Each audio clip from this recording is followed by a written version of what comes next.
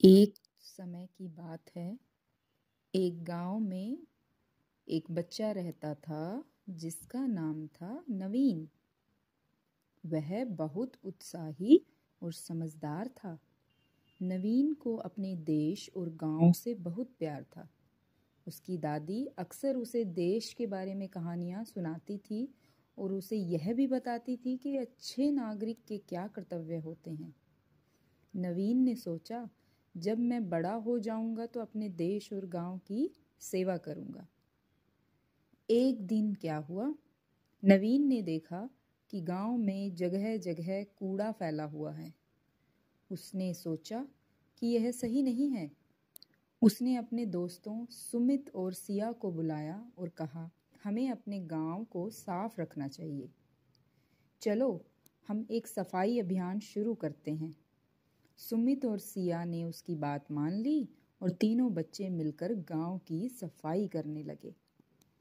नवीन ने समझाया, हमारा कर्तव्य है कि हमें अपने आसपास को साफ रखना चाहिए। अगर हम ऐसा नहीं करेंगे तो यह हमारे स्वास्थ्य के लिए हानिकारक होगा।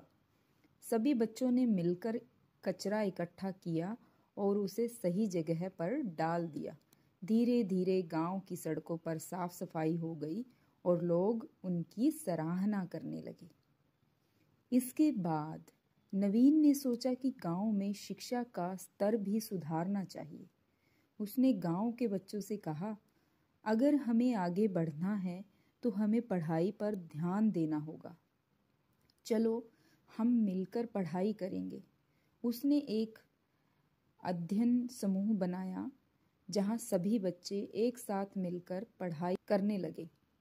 एक दिन गांव में एक ऐसी समस्या आई कि कई लोग बीमार हो गए।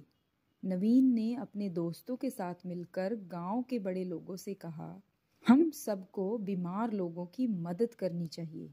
हमें एकत्र होके उन्हें दवाइयाँ और खाना लाकर देना चाहिए। गांव के लोग उसके जज्बे को देखकर उसकी मदद करने के लिए तैयार हो गए। नवीन ने समझा कि अपने अधिकारों के साथ साथ अपने कर्तव्यों का भी पालन करना बहुत जरूरी है। उसने अपने दोस्तों को यह सिखाया कि एक अच्छा नागरिक बनने के लिए हमें अपने अधिकारों के साथ साथ कर्तव्यों को भी निभाना चाहिए। Thank you.